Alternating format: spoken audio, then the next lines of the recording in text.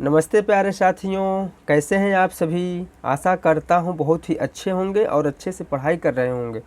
दोस्तों, आज हम आप सबके समक्ष जूनियर सहायक अध्यापक भर्ती परीक्षा हेतु हिंदी भाषा से संबंधित प्रैक्टिस सेट संख्या 8 लेके आए। अभी तक हम लोगों ने प्रैक्टिस सेट 7 तक देख चुके हैं, जो मेरे यूट्यूब चैनल के प्लेलिस्ट पे पड़ा हुआ है, आप उससे प्राप्त कर देख सकते हैं। इसके अलावा इन सब का PDF जो है हम अपने टेलीग्राम चैनल पर अपलोड कर देते हैं, आप उससे प्राप्त कर सकते हैं। चलिए देर न करते हुए शुरू करते हैं क्वेश्चन नंबर 1 से।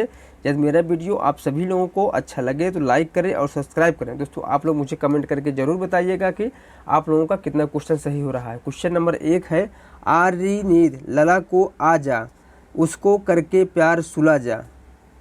उपयुक्त काव्य पंक्तियाँ निम्नलिखित में से किसकी हैं? माखनलाल चतुर्वेदी की है, हरिऔध की है, मैथिली शरण गुप्त की है या फिर दिनकर की है? तो क्वेश्चन नंबर 1 का ऑप्शन नंबर जो सही हो जाएगा वह हो जाएगा बी, हरिऔध की है यह पंक्तियाँ। चलिए हम लोग अगला क्वेश्चन देखते हैं। क्वेश्चन नंबर 2, जीर्ण जनपद प्रबंध काव्य के रचनाकार कौन है? प्रेम घन है, बालकृष्ण भट्ट हैं, दिनकर है या फिर निराला है? तो क्वेश्चन नंबर 2 का ऑप्शन नंबर जो सही हो जाएगा वह है 1, प्रेम घन। चलिए हम लोग अगला क्वेश्चन देखते हैं। क्वेश्चन नंबर 3 देखते हैं, निम्नलिखित कवियों में कौन अकबर के दरबारी कवि नहीं थे? रहीम थे, गंग थे या फिर मनोहर कवि थे या फिर हरिदास थे? तो क्वेश्चन नंबर 3 का ऑप्शन नंबर डी सही हो जाएगा, हरिदास जी अकबर के दरबारी कवि नहीं थे।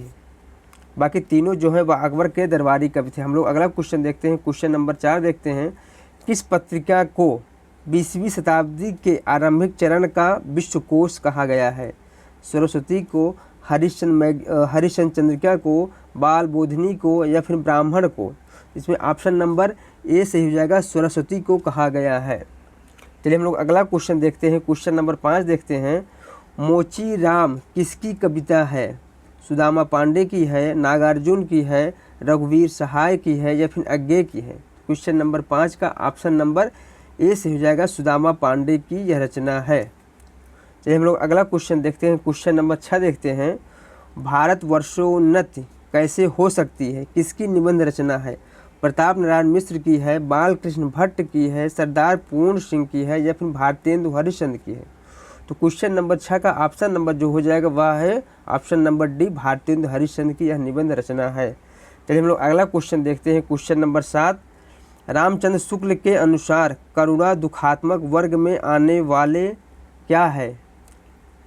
भाव है, शील है, मनोविकार है या फिर न्याय है? इसमें ऑप्शन नंबर सी से हो जाएगा, यहाँ हो जाएगा मनोविकार। ठीक दोस्तों, चलिए हम लोग अगला क्वेश्चन देखते हैं। क्वेश्चन नंबर 8, हट कर बैठा चाँद एक दिन, माता से यह बोला, सिलवा दो माँ मुझे ऊन का मोटा एक झिंगोला। उपयुक्त काव्य पंक्ति किसकी है? महादेवी वर्मा की, रामधारी सिंह दिनकर की, सुभद्रा कुमारी चौहान की या फिर मैथिली शरण गुप्त की? तो क्वेश्चन नंबर 8 का ऑप्शन नंबर हो जाएगा वह है बी, रामधारी सिंह दिनकर की यह काव्य पंक्ति है। चलिए हम लोग अगला क्वेश्चन देखते हैं। क्वेश्चन नंबर 9 देखते हैं, धर्मवीर भारती द्वारा रचित ग्रंथ अंधा युग जो है वह किस विधा की रचना है?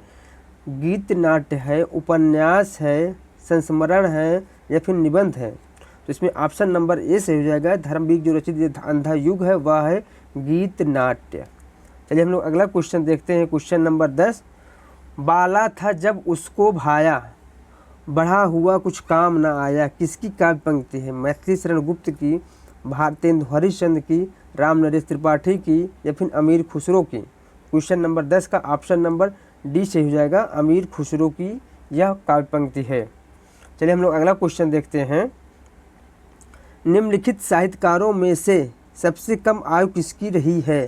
जयशंकर प्रसाद की, गजानन माधव मुक्तिबोध की या फिर प्रेमचंद की या फिर भारतेंदु हरिश्चंद्र की? तो दोस्तों इसमें जो सही ऑप्शन हो जाएगा वह है डी, भारतेंदु हरिश्चंद्र की सबसे कम आयु रही है। भारतेंदु हरिश्चंद्र की आयु जो है वह 35 वर्ष रही है, जबकि गजानन माधव मुक्तिबोध की जो उम्र है वह 47 वर्ष रही है, जयशंकर प्रसाद की जो उम्र है वह 48 वर्ष रही है और प्रेमचंद की 56 वर्ष रही है।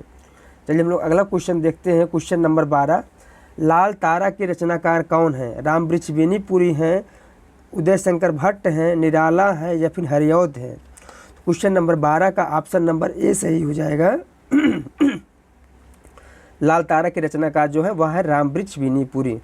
चलिए हम लोग अगला क्वेश्चन देखते हैं। क्वेश्चन नंबर 13, दिनकर की प्रसिद्ध काव्य कृति रसीम रथी की कथा वस्तु कहाँ से ली गई है? बताइए, दिनकर की जो काव्य कृति है रसीम रथी की कथा वस्तु वह कहाँ से ली गई है? पूर्णतया कल्पित है, या फिर भागवत पुराण से लिया गया है, या फिर रामायण से लिया गया है, या फिर महाभारत से लिया गया है? तो इसमें ऑप्शन नंबर जो हो जाएगा वह है डी, महाभारत से लिया गया है। तो दोस्तों रसीम रथी में कर्ण के बारे में बताया गया है। चलिए हम लोग अगला क्वेश्चन देखते हैं। क्वेश्चन नंबर 14, देवकृत देवचरित्र किसके जीवन से संबंधित प्रबंध काव्य है? शिव, कृष्ण, राम या फिर इंद्र? तो बताइए, देवकृत जो देवचरित्र रचना है वह किस आधार पर लिखा गया है एक प्रबंध काव्य? तो क्वेश्चन नंबर 14 का ऑप्शन नंबर जो बी सही हो जाएगा, कृष्ण के जीवन के आधार पर लिखा गया है देवचरित्र रचना। चलिए हम लोग अगला क्वेश्चन देखते हैं। क्वेश्चन नंबर 15 देखते हैं। सीता को प्रधानता देकर लिखा गया काव्य सीतायन के रचयिता कौन है? नाभादास हैं, पुलंकी राममूर्ति हैं, या फिर जानकी रसिक शरण हैं, या फिर रामप्रिया शरण है? तो इसमें ऑप्शन नंबर जो सही हो जाएगा वह है डी, रामप्रिया शरण जी हैं। चलिए हम लोग अगला क्वेश्चन देखते हैं। क्वेश्चन नंबर 16 देखते हैं। माइकेल मधुसूदन कृत मेघनाद वध का हिंदी अनुवाद किसने किया है? दोस्तों मेघनाद जो वध है वह माइकेल मधुसूदन की रचना है, तो इसका अनुवाद किसने किया है? मैथिली शरण गुप्त ने, बालकृष्ण भट्ट ने, रामचंद्र शुक्ल ने, या फिर महावीर प्रसाद द्विवेदी ने? इसमें ऑप्शन नंबर ए सही हो जाएगा, मैथिली शरण गुप्त ने इसका अनुवाद किया है। तो क्वेश्चन नंबर 16 का ऑप्शन नंबर ए सही हो जाएगा। चलिए हम अगला क्वेश्चन देखते हैं। रामधारी सिंह दिनकर की प्रसिद्ध रचना का नाम क्या है? चितंबरा है, उर्वशी है, कामायनी है, या फिर यशोधरा है? तो इसमें ऑप्शन नंबर बी सही हो जाएगा, उर्वशी जो है रामधारी सिंह दिनकर की प्रसिद्ध रचना है। चलिए हम लोग अगला क्वेश्चन देखते हैं। क्वेश्चन नंबर 18 देखते हैं। धर्मवीर भारती की काव्यकृत कनुप्रिया जो है वह में किसका वर्णन है? राधा के नवीन रूप का, सीता के दुख का, या फिर मीरा का, या फिर रसिक प्रिया का? तो इसमें ऑप्शन नंबर ए सही हो जाएगा, राधा के नवीन रूप का चित्रण है कनुप्रिया में। चलिए हम लोग अगला क्वेश्चन देखते हैं। निम्नलिखित में से किस रचनाकार ने अपना लेखन गद्य तक ही सीमित रखा? बताइए इनमें से कौन एक रचनाकार है जिसने अपना लेखन जो है वह गद्य तक ही सीमित रखा? रामविलास शर्मा, रामचंद्र शुक्ल, प्रेमचंद, या फिर डॉक्टर नगेंद्र? तो इसमें ऑप्शन नंबर जो सही हो जाएगा वह है सी, प्रेमचंद जी ने अपना जो लेखन है वह गद्य तक ही सीमित रखा। चलिए हम लोग अगला क्वेश्चन देखते हैं। सोए पलाश दहकेंगे शीर्षक नवगीत संग्रह के रचनाकार हैं? नचिकेता है, शंभुनाथ सिंह है, महेश्वर तिवारी है, या फिर यश मालवीय है? इसमें ऑप्शन नंबर जो सही हो जाएगा वह है ए, नचिकेता है। चलिए हम लोग अगला क्वेश्चन देखते हैं। क्वेश्चन नंबर 21, श्रीधर पाठक द्वारा रचित नहीं है, इसमें से एक रचना जो है वह श्रीधर पाठक रचित नहीं है।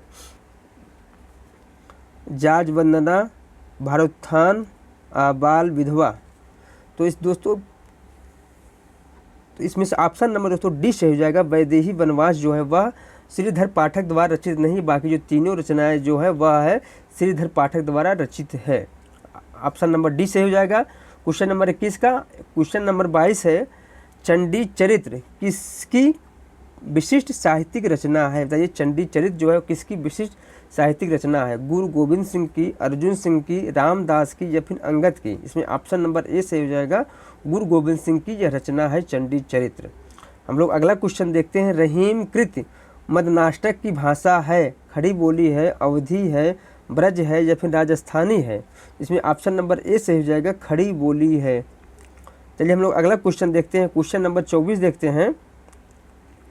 इनमें से कौन सा सुलेमित एक नहीं है? गीत गोविंद क्या भारतेंदु हरिश्चंद्र की रचना है? बिल्कुल है। नगरी नीरत प्रेमघन की रचना है? यह भी है, सही है। पृथ्वीराज प्रयाण जो है वह राधा कृष्ण की रचना है, तो इनकी रचना है दोस्तों, बिल्कुल सही है। आनंद मंजरी जो है बाल मुकुंद गुप्त की रचना नहीं है, बल्कि किसकी रचना है बताइए? या जो रचना है वह है पंडित अंबिका दत्त व्यास की रचना है आनंद मंजरी। दोस्तों आप लोग एक क्वेश्चन सोच रहे होंगे कि गीत गोविंद जो रचना है वह जयदेव की है। दोस्तों गीत गोविंद जो रचना जयदेव की भी है, उसके साथ साथ भारती हरिश्चंद्र की भी एक रचना है। चलिए हम लोग अगला क्वेश्चन देख, इसमें ऑप्शन नंबर डी सही हो जाएगा। हम लोग अगला क्वेश्चन देखते हैं, निम्न में से कौन सा सुलेमित नहीं है, इनमें से एक कौन सा है जो सुलेमित नहीं है, वह कौन सा है। युद्ध यात्रा धर्मवीर की रचना है, तो बिल्कुल दोस्तों युद्ध यात्रा जो है वह धर्मवीर की रचना है। और तूफानों के बीच रंगे राघव की रचना है, यह भी सही है। और जुलूस रुका है अविवेकी राय की रचना है, यह भी सही है। जबकि ऋण जल धन जल जो है प्रभाकर माचवे की रचना नहीं, इसलिए ऑप्शन नंबर डी सही हो जाएगा। किसकी रचना है यह फणीश्वर नाथ रेणु की रचना है, ऋण जल धन जल। चलिए हम लोग अगला क्वेश्चन देखते हैं, क्वेश्चन नंबर 26 देखते हैं। बोलती प्रतिमा के रचनाकार इनमें से कौन है। पद्म सिंह है, श्रीधर शर्मा है, या फिर बनारसी दास चतुर्वेदी हैं, या फिर सेठ गोविंद दास हैं। तो क्वेश्चन नंबर 26 का ऑप्शन नंबर बी सही हो जाएगा। श्री राम शर्मा की यह रचना है बोलती प्रतिमा। चलिए हम लोग अगला क्वेश्चन देखते हैं, निम्न में से कौन सी रचना महादेवी वर्मा की नहीं है। इनमें से एक कौन सी रचना है जो महादेवी वर्मा की रचना है। पथ के साथी जो है वह महादेवी वर्मा की रचना है, और अतीत के चलचित्र जो है वह भी महादेवी वर्मा की रचना है, और स्मृति की रेखाएं भी महादेवी वर्मा की रचना है। जबकि वे दिन वे लोग जो है वह महादेवी वर्मा की रचना नहीं है, इसलिए ऑप्शन नंबर ए सही हो जाएगा। वे दिन वे लोग जो है इनकी रचना नहीं, बल्कि किसकी रचना है या शिव पूजन सहायक का एक रेखा चित्र है। चलिए हम लोग अगला क्वेश्चन देखते हैं, क्वेश्चन नंबर 28। महादेवी वर्मा जी ने किस रचना में पशु पक्षियों के रेखा चित्र प्रस्तुत किए हैं। पथ के साथी, अतीत के चलचित्र, स्मृति की रेखाएं, या फिर मेरा परिवार। इसमें ऑप्शन नंबर डी से हो जाएगा मेरा परिवार। ठीक है, चलिए हम लोग अगला क्वेश्चन देखते हैं, क्वेश्चन नंबर 29 देखते हैं। निम्नलिखित कौन सा सुलेमित है, इनमें से एक कौन सा सुलेमित है जो सही है। सुविधा उस चंदन के वन की, दोस्तों यह सुलेमित है। दोस्तों यह सुलेमित नहीं है। जिनके साथ जिया राजेंद्र यादव, तो दोस्तों यह भी सुलेमित नहीं है। भूले हुए चेहरे भगवती चरण वर्मा, तो यह भी सुलेमित नहीं है। समय के पाव जो है यह दोस्तों सुलेमित है, यानी कि रचना है माखनलाल चतुर्वेदी की रचना है समय के पाव, इसलिए ऑप्शन नंबर डी सही हो जाएगा इसमें। चलिए हम लोग अगला क्वेश्चन देखते हैं, क्वेश्चन नंबर 30 देखते हैं। ठेठ हिंदी में उपन्यास लिखने वाले कौन हैं। निराला है, प्रेमचंद हैं, प्रसाद हैं, या फिर हरिऔध हैं। तो क्वेश्चन नंबर 30 का ऑप्शन नंबर डी सही हो जाएगा, हरिऔध हैं। क्वेश्चन नंबर 30 का ऑप्शन नंबर डी सही हो जाएगा। चलिए हम लोग अगला क्वेश्चन देखते हैं, क्वेश्चन नंबर 31। जहाज का पंछी किस प्रकार का उपन्यास है।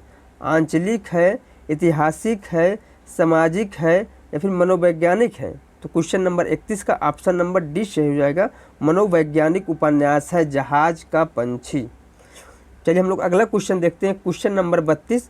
बिहारी सतसई में दोहे कितने हैं। 500 है, 718 है, 719 है, या फिर 713 है। तो इसमें ऑप्शन नंबर सी से हो जाएगा 719 है दोस्तों, 719 दोहे हैं। दोस्तों कहीं कहीं पर इनकी दोहों की संख्या 719 मिलती है, और कहीं कहीं पर 713 मिलती है। तो इसमें ऑप्शन नंबर जो है दोस्तों वह है 13। अगर ऑप्शन नंबर 713 भी रहता है दोस्तों तब भी सही हो जाता है। अगर ऑप्शन नंबर 719 है तब भी सही हो जाएगा। दो में से जहाँ तक ऑप्शन एक ही रहेगा। चलिए हम लोग अगला क्वेश्चन देखते हैं।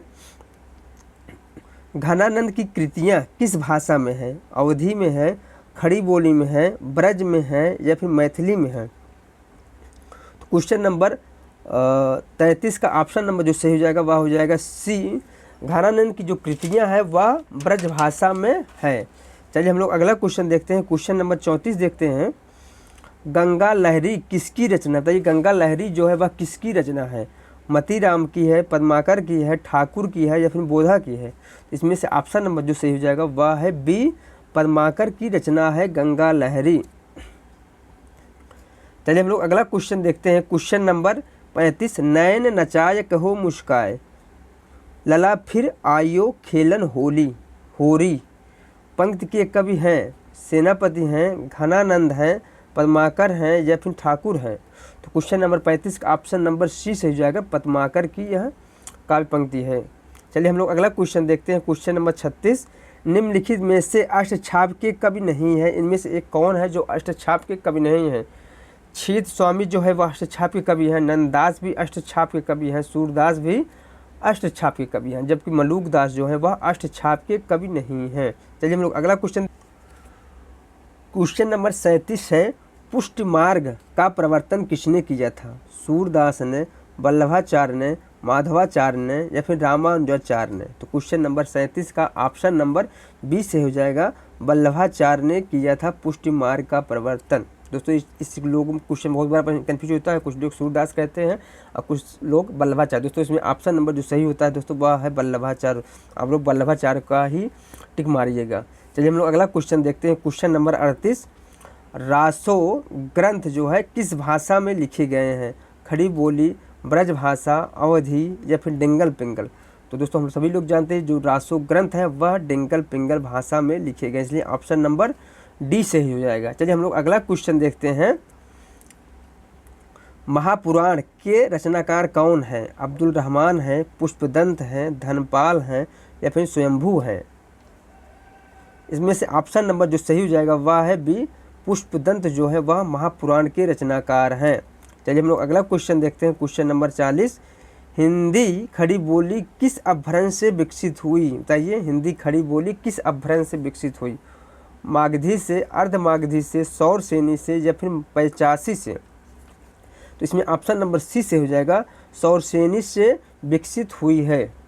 चलिए हम लोग अगला क्वेश्चन देखते हैं। क्वेश्चन नंबर 41 देखते हैं। मथुरा, आगरा, धौलपुर, ग्वालियर आदि क्षेत्र में निम्नलिखित में से कौन सी बोली बोली जाती है? ब्रज बोली जाती है, अवधी बोली जाती है, खड़ी बोली बोली जाती है या फिर बांगरू बोली जाती है? तो क्वेश्चन नंबर 41 का ऑप्शन नंबर ए से हो जाएगा, ब्रज भाषा। दोस्तों संपूर्ण ब्रजमंडल में ब्रज भाषा बोला जाता है। चलिए हम लोग अगला क्वेश्चन देखते हैं। क्वेश्चन नंबर 42 देखते हैं। हिंदी, हिंदू और हिंदुस्तान किस जो दोस्तों शब्द है या किस भाषा के हैं? संस्कृत के हैं, हिंदी के हैं, फारसी के हैं या फिर देशज के हैं? तो क्वेश्चन नंबर 42 का ऑप्शन नंबर सी से हो जाएगा, फारसी के यह शब्द हैं, फारसी के शब्द हैं ये, हिंदी, हिंदू और हिंदुस्तान। चलिए हम लोग अगला क्वेश्चन देखते हैं। क्वेश्चन नंबर 43 देखते हैं। कौरवी भाषा का उदय किससे हुआ है? पश्चिमी हिंदी से, राजस्थानी हिंदी से, पूर्वी हिंदी से या फिर बिहारी हिंदी से?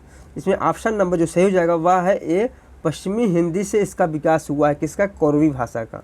अगला क्वेश्चन है, छत्तीसगढ़ी किस भाषा की बोली है? पश्चिमी हिंदी, राजस्थानी हिंदी, बिहारी की या फिर पूर्वी हिंदी की? इसमें से ऑप्शन नंबर जो सही हो जाएगा वह है डी, पूर्वी हिंदी की बोली है कौन? छत्तीसगढ़ी।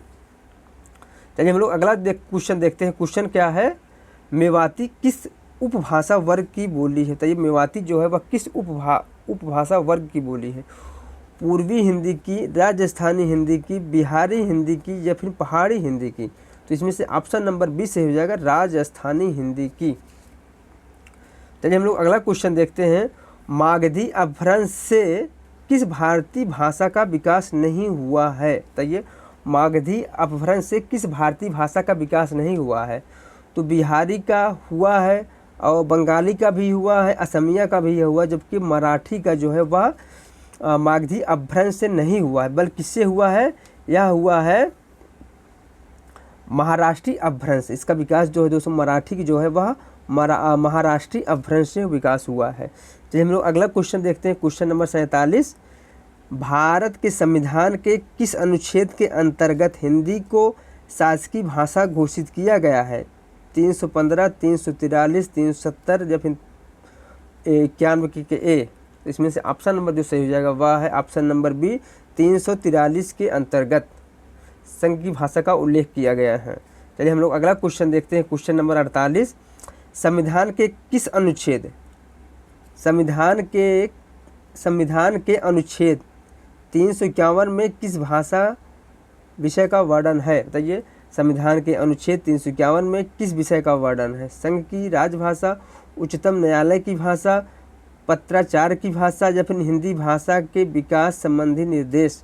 तो क्वेश्चन नंबर 48 का ऑप्शन नंबर डी से हो जाएगा, हिंदी भाषा के विकास संबंधी निर्देश। चलिए हम लोग अगला क्वेश्चन देखते हैं। क्वेश्चन नंबर 49, भारत की प्रथम देश भाषा है, संस्कृत है, पाली है, प्राकृत है या फिर अपभ्रंश है। तो इसमें से ऑप्शन नंबर जो सही हो जाएगा वह है बी, ऑप्शन नंबर बी सही हो जाएगा। चलिए हम लोग अगला क्वेश्चन देखते हैं। क्वेश्चन नंबर 50, देवनागरी लिपि की सबसे बड़ी विशेषता क्या है? देवनागरी लिपि की सबसे बड़ी विशेषता क्या है? हिंदी भाषा की लिपि होना, प्राचीन लिपि होना या फिर अनेक भारतीय भाषाओं की लिपि होना या फिर सर्वाधिक वैज्ञानिक लिपि होना, एक ध्वनि के लिए एक संकेत होना। इसमें से ऑप्शन नंबर जो सही हो जाएगा वह है डी, सर्वाधिक वैज्ञानिक लिपि होना, उसके साथ एक ध्वनि के लिए एक संकेत का होना। चलिए हम लोग अगला क्वेश्चन देखते हैं। क्वेश्चन नंबर 51, अमी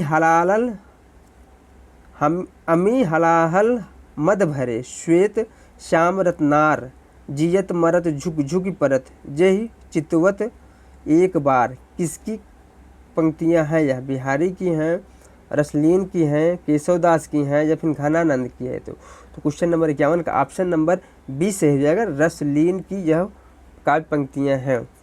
चलिए हम लोग अगला क्वेश्चन देखते हैं। क्वेश्चन नंबर 52 देखते हैं, बरवे रामायण किसकी रचना है? बताइए, बरवे जो रामायण है वह किसकी रचना है? सूरदास की, तुलसीदास की, नंददास की या फिर केशवदास की? तो दोस्तों यह जो रचना है वह है तुलसीदास की। किसकी है? तुलसीदास की। ऑप्शन नंबर बी सही हो जाएगा। आप लोग दोस्तों मुझे कमेंट करके बताइएगा कि तुलसी का जन्म जो दोस्तों उनकी माता का नाम है और पिता का नाम है क्या है? तुलसीदास के माता और उनकी पिता का नाम क्या है और किस सन में इनका जन्म हुआ था? आप लोग मुझे कमेंट करके बताइएगा। चलिए हम लोग अगला क्वेश्चन देखते हैं। निम्नलिखित अहिंदी भाषी कवियों में किसका संबंध असम से था? नामदेव, नरसिंह मेहता या फिर शंकर देव या फिर चैतन्य? तो क्वेश्चन नंबर 53 का ऑप्शन नंबर सी से हो जाएगा, शंकर देव। शंकर देव जो है दोस्तों असम से संबंधित है, ये वैष्णव संत थे। कहाँ से? असम से, और वैष्णव संत थे ये, असम से संबंधित। चलिए हम लोग अगला क्वेश्चन देखते हैं। तोड़ने ही होंगे मठ और गढ़ सब, तोड़ने ही होंगे मठ और गढ़ सब किसकी पंक्ति है? निराला की है, रघुवीर सहाय की है, नागार्जुन की है या फिर मुक्तिबोध की है?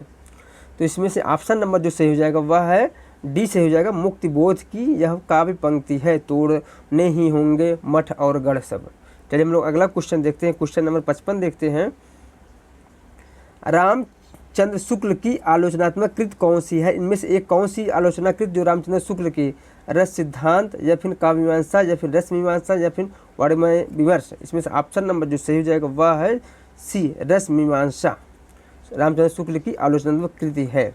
हम लोग अगला क्वेश्चन देखते हैं। क्वेश्चन नंबर 56, निम्नलिखित व्यंजनों में से कौन से व्यंजन का उच्चारण तालु से होता है? क का, ढ का, छ का या फिर म का? इसमें से ऑप्शन नंबर जो सही हो जाएगा वह है सी, छ का उच्चारण जो है वह तालु से होता है। क वर्ग का उच्चारण जो है वह कंठ से होता है, अच्छा वर्ग का जो उच्चारण होता है वह तालु से होता है। चलिए हम लोग अगला क्वेश्चन देखते हैं। दिए गए विकल्पों में से उत्कंठा के समानार्थी शब्द कौन से हैं? बताइए इनमें से एक कौन सा है जो उत्कंठा का जो समानार्थी शब्द है? तो इसमें से जो ऑप्शन सही हो जाएगा, आप बताइए ऑप्शन कौन से हो जाएगा? इसमें से ऑप्शन नंबर ए सही हो जाएगा।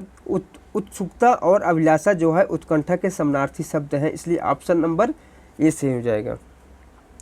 चलिए हम लोग अगला क्वेश्चन देखते हैं। नीचे दिए गए काले अक्षरों वाले शब्द का अनेकार्थ शब्द लिखिए। आजकल के घरों में एक सुसज्जित कक्ष अवश्य होता है। कमरा, अंतःपुर, खान पान या फिर बैठक? तो इसमें ऑप्शन नंबर डी से हो जाएगा, बैठक। हम लोग अगला क्वेश्चन देखते हैं। अपने मुंह मियाँ मिट्ठू बनना का अर्थ क्या था? ये अपने मुंह मियाँ मिट्ठू बनना का अर्थ क्या है? अपनी प्रशंसा स्वयं करना, अपना मतलब निकालना, अत्यधिक प्रिय होना या फिर बहुत समय बाद दिखना? इसमें से ऑप्शन नंबर ए हो जाएगा, अपनी प्रशंसा स्वयं करना। चलिए हम लोग अगला क्वेश्चन देखते हैं। निम्न में वर्तनी की दृष्टि से शुद्ध शब्द बताना है हमें। इनमें से एक कौन सा शुद्ध वर्तनी वाला शब्द है? बताइए आप लोग।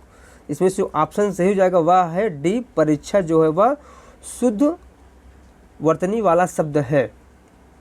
चलिए हम लोग अगला क्वेश्चन देखते हैं। च, छ, ज, झ, इया का उच्चारण कहाँ से होता है बताइए। अभी हम बताए हैं कि का वर्ग उच्चारण जो होता है वह कंठ से होता है और च वर्ग का जो उच्चारण होता है वह होता है तालु से। ऑप्शन नंबर सी सही हो जाएगा। चलिए हम लोग अगला क्वेश्चन देखते हैं। क्वेश्चन नंबर 62 देखते हैं। साधारण वाक्य के अंत में किस विराम चिन्ह का प्रयोग होता है? पूर्ण विराम, प्रश्न चिन्ह, विस्मय बोधक चिन्ह या फिर अल्प विराम। इसमें से ऑप्शन नंबर जो सही हो जाएगा वह है एक, पूर्ण विराम चिन्ह का प्रयोग होता है। चलिए हम लोग अगला क्वेश्चन देखते हैं। क्वेश्चन नंबर 63 देखते हैं। अपेक्षा का विलोम है, बताइए अपेक्षा का विलोम क्या होता है? उपेक्षा होता, अनुपेक्षा होता है या फिर सापेक्षता होता है या फिर परिपेक्षा होता है। इसमें से ऑप्शन नंबर क्या सही हो जाएगा? ऑप्शन नंबर ए सही हो जाएगा, उपेक्षा। अपेक्षा का विलोम जो होता है वह होता है उपेक्षा। चलिए हम लोग अगला क्वेश्चन देखते हैं। Question number 64। यह पुस्तक भी हाथों हाथ बिक गई, कौन सा समास है? कर्मधारय समास है, अव्ययी भाव समास है, द्वंद्व समास है या फिर तत्पुरुष समास है। इसमें से ऑप्शन नंबर जो सही है वह है बी, अव्ययी भाव समास है, हाथों हाथ। चलिए हम लोग अगला क्वेश्चन देखते हैं। Question number 65। उसने उसे छल से पराजित किया, में छल में कौन सा कारक है बताइए? उसने उसे छल से पराजित किया, में छल से में कौन सा कारक बताइए? इसमें छल से में कौन सा कारक है? कर्ता है, करण है, अपादान है या फिर कर्म है। इसमें से ऑप्शन नंबर जो सही हो जाएगा वह है बीज है, करण कारण। कौन सा? करण कारण सही हो जाएगा। चलिए हम लोग अगला क्वेश्चन देखते हैं। Question number 66। तत्सम शब्द है क्या है? अमृत है, माता है, काठ है या फिर बंदर है। तो तत्सम शब्द जो है वह है क्या? वह है अमृत। अमृत जो है दोस्तों वह तत्सम शब्द है। इसका जो तद्भाव है वह है अमी या फिर अमी। चलिए हम लोग अगला क्वेश्चन देखते हैं। नीचे दिए गए विकल्पों में से तत्सम शब्द का चयन करना है। इनमें से हमें तत्सम शब्द कौन सा है? आम है, दूध है, खिड़की है या फिर शहीद है। इसमें से ऑप्शन नंबर जो सही हो जाएगा वह है ए, आम्र जो है वह तत्सम शब्द है। इसका जो इसका तद्भव होता है वह क्या होता है? वह होता है आम। आम तद्भव शब्द है और आम्र जो है वह तत्सम शब्द है और आम जो है वह तद्भव शब्द है। चलिए हम लोग अगला क्वेश्चन देखते हैं। मनोविश्लेषणात्मक शैली के उपन्यासकार हैं प्रेमचंद, रंगे राघव, इल्याचंद जोशी या फिर वृंदावन लाल वर्मा। तो क्वेश्चन नंबर 68 का ऑप्शन नंबर सी से हो जाएगा। इल्याचंद जोशी जो है वह मनोविश्लेषणात्मक शैली के उपन्यासकार हैं। चलिए हम लोग अगला क्वेश्चन देखते हैं। अलीगढ़ का बोली क्षेत्र है? अवधी, खड़ी बोली, ब्रज या फिर छत्तीसगढ़। इसमें से ऑप्शन नंबर सी से हो जाएगा, ब्रज बोली के अंतर्गत आता है अलीगढ़। चलिए हम लोग अगला क्वेश्चन देखते हैं। Question number 70। किस रचना का दूसरा नाम जो है किस रचना का दूसरा नाम आल्हा खंड है? पृथ्वीराज रासो, परमाल रासो, विजयपाल रासो या फिर हमीर रासो। इसमें से ऑप्शन नंबर जो सही हो जाएगा वह है बी, परमाल रासो। इसका एक अन्य नाम जो क्या है? आल्हा खंड। इसको आल्हा खंड और परमाल रासो के दोनों नाम से जाने जाते हैं। चलिए हम लोग अगला क्वेश्चन देखते हैं। Question number 71। अश्व का पर्यायवाची शब्द है? घोटक है, अनंत है या फिर सुरपति है या फिर दिनकर है। इसमें से ऑप्शन नंबर जो सही हो जाएगा वह है क्या? घोटक। घोटक जो है अश्व का पर्यायवाची शब्द है। ऑप्शन नंबर ए से हो जाएगा। चलिए हम लोग अगला क्वेश्चन देखते हैं। Question number 72। अंतरिक्ष का पर्यायवाची शब्द है, बताइए अंतरिक्ष का पर्यायवाची शब्द कौन सा है? इसमें से पृथ्वी और आकाश है या फिर व्योम या आकाश है या फिर सूरप या फिर सिद्धत पथ है या फिर अंत या फिर गगन है। तो क्वेश्चन नंबर 72 का ऑप्शन नंबर बी से हो जाएगा। व्योम और आकाश जो है वह अंतरिक्ष के पर्यायवाची शब्द हैं। चलिए हम लोग अगला क्वेश्चन देखते हैं। रामचरितमानस नामक महाकाव्य की रचना शैली क्या है? दोहा चौपाई शैली है, बरवे शैली है या फिर मनसवी शैली है या फिर उपयुक्त सभी। इसमें से ऑप्शन नंबर जो सही हो जाएगा वह है ए, दोहा चौपाई शैली है रामचरितमानस की। चलिए हम लोग अगला क्वेश्चन देखते हैं। क्वेश्चन नंबर 74 देखते हैं। जो मात्रिक समछंद है, प्रत्येक चरण में 16 मात्राएं होती है, उसे कहते हैं क्या कहते हैं? चौपाई कहते हैं, दोहा कहते हैं, सोरठा कहते हैं या फिर रोला कहते हैं। वो इसमें ऑप्शन नंबर जो सही हो जाएगा वह है ए चौपाई कहते हैं। क्या कहते हैं? चौपाई कहते हैं। चलिए हम लोग अगला क्वेश्चन देखते हैं, क्वेश्चन नंबर 75। सजना है मुझे सजना के लिए में किस अलंकार का प्रयोग हुआ है? यमक का, अनुप्रास का, छेका अनुप्रास का या फिर रूपक का? इसमें से ऑप्शन नंबर जो सही हो जाएगा वह है एक यमक अलंकार। चलिए हम लोग अगला क्वेश्चन देखते हैं, क्वेश्चन नंबर 76। तरण के ही संग तरल तरंग में तरणी डूबी थी हमारी ताल में, इसमें प्रयुक्त अलंकार कौन सा है? श्लेष अलंकार है, यमक अलंकार है, रूपक अलंकार है या फिर उत्प्रेक्षा अलंकार है? तो क्वेश्चन नंबर 76 का ऑप्शन नंबर बी से हो जाएगा, यमक अलंकार है। कौन सा अलंकार है? यमक अलंकार है। चलिए हम लोग अगला क्वेश्चन देखते हैं। सम उपसर्ग का माँ किस शब्द में सुनाई पड़ता है? संयम में, संवाद में, गर्म में या फिर संख्या में? तो इसमें ऑप्शन नंबर बी से हो जाएगा, संवाद में सुनाई पड़ता है। चलिए हम लोग अगला क्वेश्चन देखते हैं, क्वेश्चन नंबर 78। मुझे किस प्रकार का सर्वनाम है? उत्तम पुरुष, मध्यम पुरुष, अन्य पुरुष या फिर इनमें से कोई नहीं? तो क्वेश्चन नंबर 78 का ऑप्शन नंबर ए से हो जाएगा, उत्तम पुरुष। चलिए हम लोग अगला क्वेश्चन देखते हैं। मीरा जोर से हंसी यह वाक्य किस क्रिया का समुचित उदाहरण है? अकर्मक, प्रेरणार्थक या फिर द्विकर्मक या फिर सकर्मक? तो इसमें ऑप्शन नंबर जो सही हो जाएगा वह है ए अकर्मक।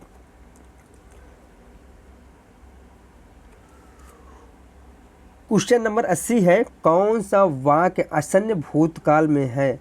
तू आता तो मैं जाता, मोहन आया सीता गई, वह आया था, मैंने आम खाया है। बताइए इसमें से कौन सा जो है आसन्न भूतकाल है? इसमें से ऑप्शन नंबर डी से हो जाएगा, मैंने आम खाया है जो है आसन्न भूतकाल है। चलिए हम लोग अगला क्वेश्चन देखते हैं। आज का अर्थ है, बताइए इसमें से कौन सा ऑप्शन सही हो जाएगा? आज का जो अर्थ है, इसमें से जो ऑप्शन होगा वह होगा ऑप्शन नंबर सी, गर्मी, लपट और हान जो है वह आज का अर्थ है। चलिए दोस्तों हम लोग अगला क्वेश्चन देखते हैं, क्वेश्चन नंबर 82 देखते हैं। वह हमेशा अपने भाई के गीत गाता रहता है, वाक्य में क्या है? वह क्या है? हमेशा क्या है? अपने गीत। बताइए वह हमेशा अपने भाई के गीत गाता रहता है, वाक्य में अव्यय पद। बताइए इसमें से जो है अव्यय पद कौन सा है? तो क्वेश्चन नंबर 82 का ऑप्शन नंबर बी से हो जाएगा, हमेशा जो है वह अव्यय पद है। चलिए हम लोग क्वेश्चन नंबर 83 देख लेते हैं। उद्गम की दृष्टि से अमीर है, उद्गम की दृष्टि से अमीर शब्द कैसा है? देशज शब्द है, विदेशज शब्द है, तत्सम शब्द है या फिर तद्भव शब्द है? तो इसमें से ऑप्शन नंबर जो सही हो जाएगा वह है ऑप्शन नंबर बी, विदेशज शब्द है। अमीर जो है वह अरबी शब्द हैं। कहाँ के? अरबी के शब्द हैं। चलिए हम लोग अगला क्वेश्चन देखते हैं, क्वेश्चन नंबर 84 देखते हैं। निम्न में से कौन सा लुटेरा शब्द में प्रयुक्त प्रत्यय है? बताइए लुटेरा में प्रयुक्त जो प्रत्यय है वह कौन सा है? एरा है, रा है, इरा है या फिर आ है? इसमें से ऑप्शन नंबर ए से हो जाएगा, एरा है। चलिए हम लोग अगला क्वेश्चन देखते हैं, क्वेश्चन नंबर 85। शुद्ध वर्तनी वाला शब्द है, बताइए इनमें से कौन सा एक है जो शुद्ध वर्तनी वाला शब्द है? तो इसमें से ऑप्शन नंबर जो सही हो जाएगा वह है ऑप्शन नंबर सी, विरहेणी जो है वह शुद्ध वर्तनी वाला शब्द है। चलिए हम लोग क्वेश्चन नंबर 86 देखते हैं। प्रतिवर्ष नदी में बाढ़ आ जाती है, वाक्य में किस प्रकार की संज्ञा है? व्यक्तिवाचक, जातिवाचक, भाववाचक या फिर गुणवाचक? इसमें से ऑप्शन नंबर जो सही हो जाएगा वह है जातिवाचक। प्रतिवर्ष नदी में बाढ़ आ जाती है, जातिवाचक संज्ञा है। हम लोग अगला क्वेश्चन देखते हैं। निम्नलिखित में से कर्मवाच्य वाला वाक्य चुनना है, इनमें से कौन सा एक है जो कर्मवाच्य वाला वाक्य है? ऐसा कहते हैं कि, या फिर तुम लिख नहीं सकते, बिल्ली के हाथों चूहा मारा गया, या फिर उसे सब कुछ बता दे, उसे सब कुछ बता दे। इसमें ऑप्शन नंबर कौन सा हो जाएगा? इसमें से ऑप्शन नंबर सी से हो जाएगा, बिल्ली के हाथों चूहा मारा गया। कर्मवाच्य वाला वाक्य है ये। चलिए हम लोग अगला क्वेश्चन देखते हैं। क्वेश्चन नंबर 88, पुल्लिंग परिवर्तन का सही विकल्प चुनिए। बताइए पुल्लिंग परिवर्तन का सही विकल्प कौन सा होगा इसमें से ऑप्शन नंबर जो सही हो जाएगा दोस्तों वह है ए, सम्राज्ञी और सम्राट जो है सही विकल्प है। जबकि ठकुराइन का ठाकुर नहीं ठाकुर होता है, कवियत्री का कवि दोस्तों कवि नहीं कवि होता है, छोटी मात्रा रहेगा यहाँ। और राजा का रानी का राजा होता है, राज नहीं होता है। चलिए हम लोग अगला क्वेश्चन देखते हैं। क्वेश्चन नंबर 89, उर्दू शब्द सौदा का बहुवचन में क्या रूप होता है। बताइए उर्दू शब्द सौदा का बहुवचन में क्या रूप होता है। उसका रूप परिवर्तित हो जाता है, उसके रूप में कोई परिवर्तन नहीं होता है, बहुवचन में उसके विकल्प का प्रयोग किया जाता है, या फिर उसके अंत में गर लगा देते हैं। तो इसमें से ऑप्शन नंबर जो सही हो जाएगा ऑप्शन नंबर बी, उसके रूप में कोई परिवर्तन नहीं होता है। चलिए हम लोग अगला क्वेश्चन देखते हैं। क्वेश्चन नंबर 90, निम्नलिखित शब्दों में से विशेषण को पहचानना है हमें। मजहब, नैतिक, पीड़ा या फिर आकाश। इसमें से ऑप्शन नंबर बी से हो जाएगा, नैतिक जो है वह विशेषण शब्द है। चलिए हम लोग अगला क्वेश्चन देखते हैं। संन्यास शब्द में कौन सा उपसर्ग है। ये संन्यास शब्द में कौन सा उपसर्ग है। सम है या फिर सन है या फिर यास है। तो क्वेश्चन नंबर 91 का ऑप्शन नंबर ए सही हो जाएगा, सम जो है वह संन्यास में उपसर्ग शब्द है।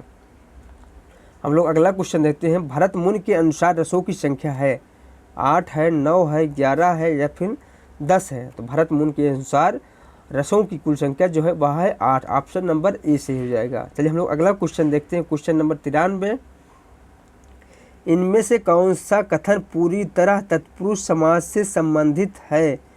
इसमें पूर्व पद प्रधान होता है, इसमें पूर्व पद संख्यावाची होता है, इसमें प्रायः जो है उत्तर पद प्रधान होता है, या फिर इससे पूर्व पद अव्यय होता है।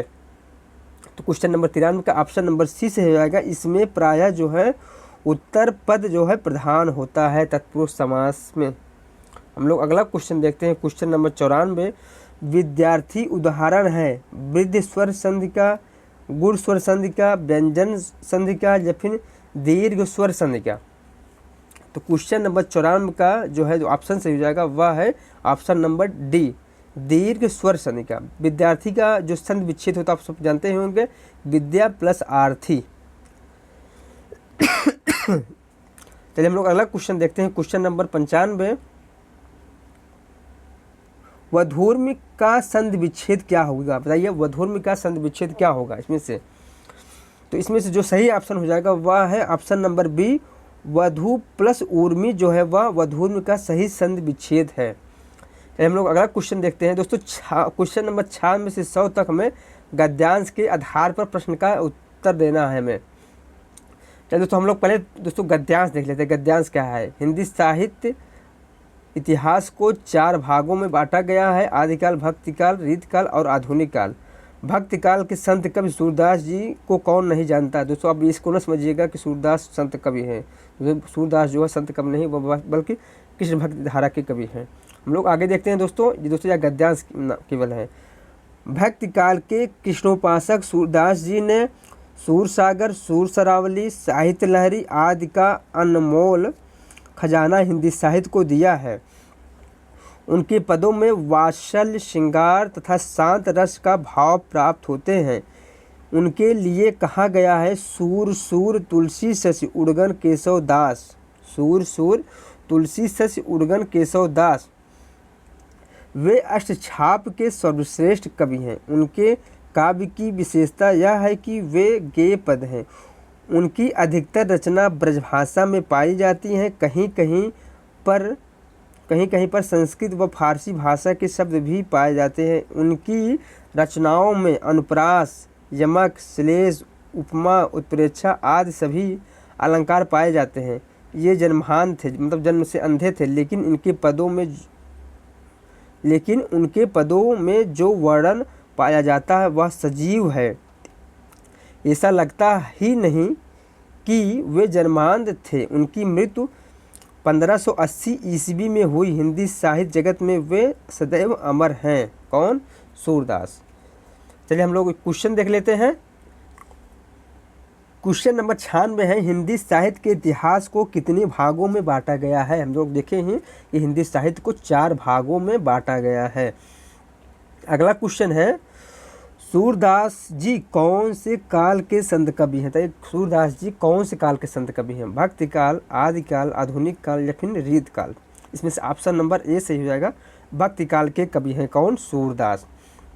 अगला क्वेश्चन है, निम्नलिखित रचनाओं में से कौन सी रचना सूरदास जी की नहीं है। रामायणी, सूर सरावली, सूर सागर, साहित्य लहरी। इसमें से ऑप्शन नंबर ए सही हो जाएगा, रामायणी जो है वह कबीर दास की रचना है, बाकी जो तीनों है जो वह सूरदास की रचना है।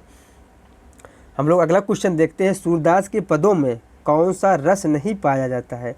सूरदास के पदों में कौन सा रस जो है नहीं पाया जाता है, श्रृंगार रस, वात्सल रस, शांत रस या फिर भयानक रस। इसमें से ऑप्शन नंबर जो सही हो जाएगा, ऑप्शन नंबर डी, भयानक रस जो है वह सूरदास के पदों में नहीं पाया जाता है।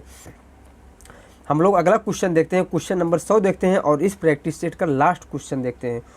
सूर सूर दोस्तों यहाँ सूर होगा, जो तुलसी सर लिख उठा है, सूर सूर तुलसी शशि उड़गन केशव दास। इस पंक्ति में उड़गन का अर्थ क्या है, तारे हैं, चंद्रमा है, पृथ्वी है या फिर समुद्र है। तो क्वेश्चन नंबर 100 का ऑप्शन नंबर जो सही हो जाएगा वह है ऑप्शन नंबर ए, तारे। ठीक दोस्तों यह वीडियो यहीं समाप्त हो रहा है। इसके आगे दोस्तों हम कल वीडियो लेके आएंगे इससे संबंधित।